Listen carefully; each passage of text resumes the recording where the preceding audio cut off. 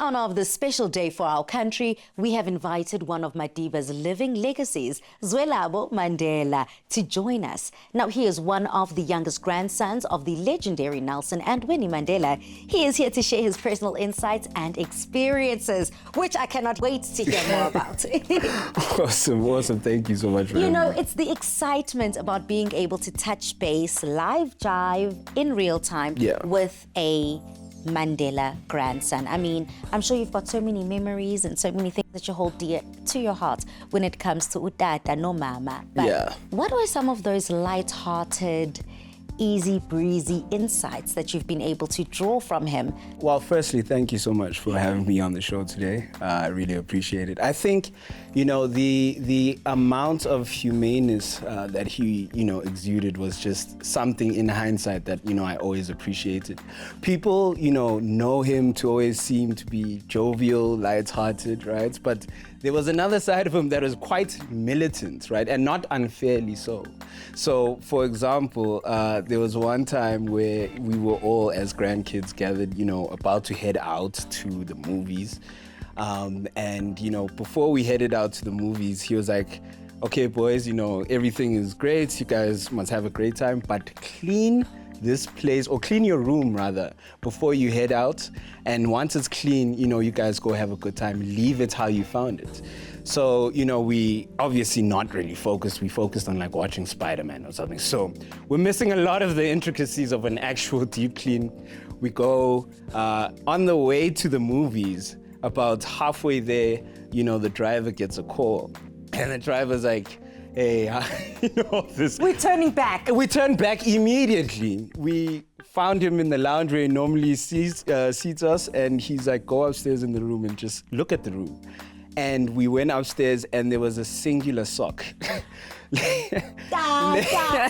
left on the floor.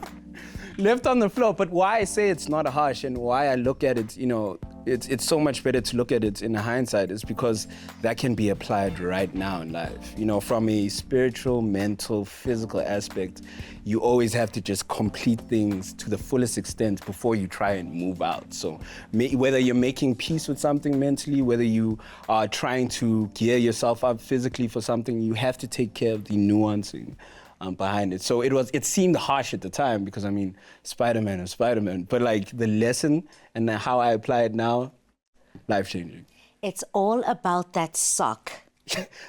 I like that. Yeah, it's all about the sock. Sock is a metaphor for so many things in our lives. Yeah. For me, hearing you tell the story brings a smile to my face. What are some of those memories that bring a smile to your own face? There is actually a core memory of mine. I used to love to do theater at school. I love the arts. And there was one time I asked my mom, hey, when you guys come, and it was a shot in the dark. I was like, do you think, you could bring the old man, And she was like, he's out there saving the world, kind of stuff. Only on the actual night we were meant to perform, the show had started. And then, I think I even skipped the line because there was a little bit of commotion by the door. And that was him and the security kind of just like coming in. And it made me so happy because I was like, oh, wow, like he actually cares. And that is something that I hugely remark on, is that he was actually present whenever he could afford to be amongst, the global crisis that is always going on. He always made the time for us. And that's a thing that I think a lot of us might mistake when it comes to global icons. Yeah. We think that they're the property of the world, but they still have that core family that are so important to them. Yeah, it's bittersweet because they stopped immediately paying attention to us as actors. Spotlights gone from you, spotlights. Yeah, that was done. That was done. Like when they're clapping and just looking to the side and not the stage, just doing this, But we take the win wherever we can. Absolutely. Yeah. As a thespian myself, I can only imagine the impact that had on the audience, the other kokos, the parents, and the kids that were performing. Yeah, and several others outside of that, because he did it for a lot of family members, from myself to older brothers to my niece. He was, whenever he made the time, he would, be present. Really, really appreciated that, really do. And carrying such a huge name as Mandela, it comes with pressure, but it also comes with showing up in best version of yourself. Yeah. How are you able to continue that legacy, but still carving out your own identity? There had been a time in my life where I'd had to get over that kind of complex, right? But I think at the end of the day, you mentioned it, it's just showing up. And I also, why I'm heavily within the creative field is because I was also just aware that outside of the struggle, these people were actually humans. Like, my grandfather liked to paint. My mom, wrote poetry.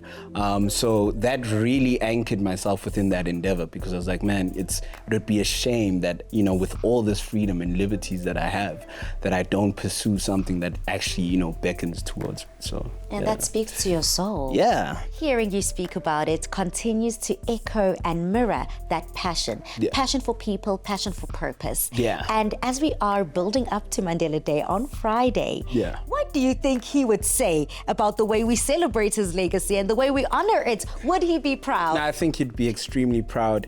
The scale of it has just increased. It's a global, day, and there's so many initiatives that really help those that are in need. He was a huge advocate, and this is something that he didn't tell me personally, but my mom, told me that he would always strive to physically be around, let's say, kids that had seen him on TV because he wanted the tangibility of what he was symbolically to have existed within their mind. So he always, made it a point, and now that, obviously, unfortunately, he's left us, it is our job to, pass that on. And, you're not always aware of the eyes that are, looking at you whenever you're partaking in this. People don't even understand why you would wake up one day and just go and do acts of service. So you want it to be a norm, and I think he would just be very, very happy, very happy. And you're watching your own dreams materialize right now. You're speaking quite fondly about your creativity. Yeah. What are some of the projects that you are getting stuck into that we can look forward to? So firstly, the medium in which I create or express my creativity is through rap, but I also, go across all genres. I'm also a mass communication graduate. I'm also a project manager. So there's a lot of things that I am juggling, but at this current juncture, I'm working on an EP, some music that will be coming out. And if anyone wants to, check me out, it's on Instagram, Twitter, it's Z_THA26. Don't think about the name. I was going through something. Okay, you know what? Not to put you much on the spot, but I wouldn't be Pali-T, baby, if I didn't. So, of course, you want our viewers to dive in, buy into the music and that EP coming up. You've got to give us a little 1-2-1-2, a little 16 bars. A little 16, I'm not sure about 16, but I've got something. Okay, so I'm a son of a healer, clothed in Adidas with the soul of a feeler. I pose to the reader, what's a milli to a leader? Suppose it sounds silly, but it's really a revealer. So let it rest in the melon. Everybody stays selling, so I'm not judging any crooked ways they fell in. As long as escape is in the plans and fellow man's, removal ain't the basis or the drive of the incentive. Ooh, a lyricist, ladies and gentlemen. I love that. Oh my goodness, okay. So now that we've got, I believe in supper and song. Yeah. Now that you've given us the song, let's go enjoy the supper. Let's do that.